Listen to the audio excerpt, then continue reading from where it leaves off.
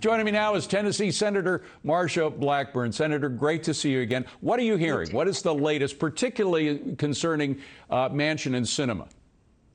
What I'm hearing is the more people learn about what I call Biden's Build Back Broke agenda, the less they like it. I saw polling today, 60% of the American public is against raising taxes and spending money we don't have on programs they don't want. So the longer this lays out there, the more people get to know about it and know about the programs they're trying to put on the books, the less they like it. Yeah, and for our kids and grandkids, that is a good thing. Well, there's so much in here. And again, it's one of those famous Pelosi, you won't know what's in it until you vote for it sort of thing, which is going on. And most people are wise to that. And they've been peeking into it, going through it with a fine-tooth comb. That's one advantage of it taking so long. And this IRS snooping proposal is really getting under people's skin. Of course, Biden famously said he'd never tax anybody making under $500,000. Well, in fact, the Joint Committee on Taxation, which is pretty meaty, right down the road organization, they found out that 40 to 57% of the people who would be targeted by this proposal make $50,000 or less.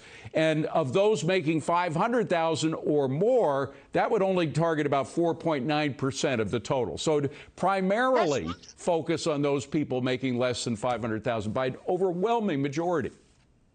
This is all about the bank.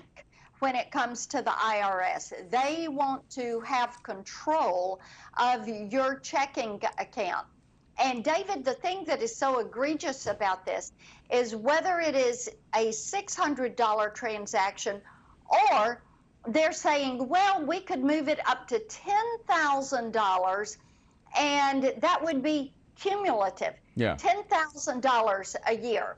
That still is going to get over half of the people, and you're going to have people that are making below $50,000 a year that are bearing the brunt of this, because of course they have accumulation of $10,000 worth of transactions over the course of a calendar year. Senator, the bottom line is this spending package is so big, so huge, so tremendous in cost and in the way it would affect our lives. They can't do it with just the rich alone. They've got to get money from the middle class. That's where the money is. That famous statement by the bank robber, why do you rob banks? That's where the money is. They got to go to the middle class. And this proposal, this IRS proposal, is an integral part of that. I think they need to know how much money is going in and out of the middle class's bank accounts. That's right, because see, they're going to troll your account in real time. And then if you are taking certain deductions, they're going to say, oh no, we're not going to let you do that, because they want to be able to troll your account. And this is aimed squarely at the middle class, people that are working 2 jobs, people that are small business people, moms that are at home that are trying to earn enough money working a part-time job to put a child through college. This is who they are targeting, but they're lying about it.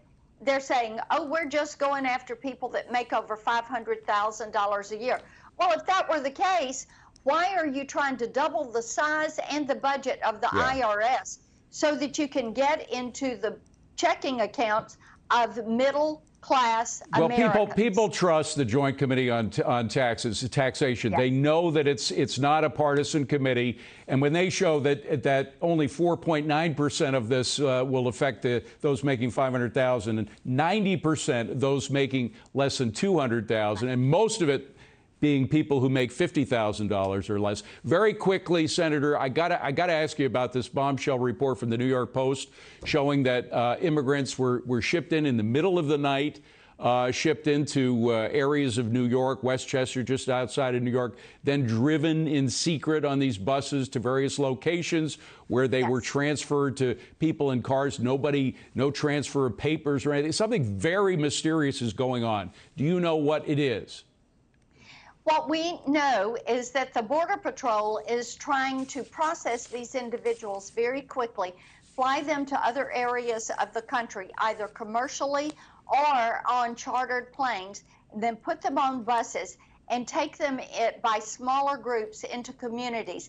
They did this last spring in Chattanooga, Tennessee, and we uncovered this and talked about it last spring.